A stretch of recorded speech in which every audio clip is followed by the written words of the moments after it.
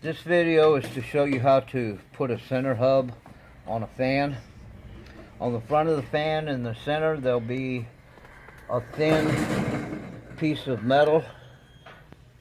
Stick a knife or a screwdriver in behind it and pry that off till you have this. Then this flat washer here will go inside of the hole.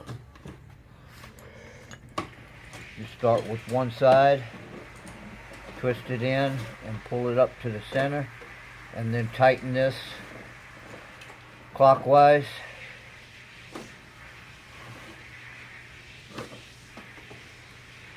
Just like so, with pointing the fitting whichever direction you want it.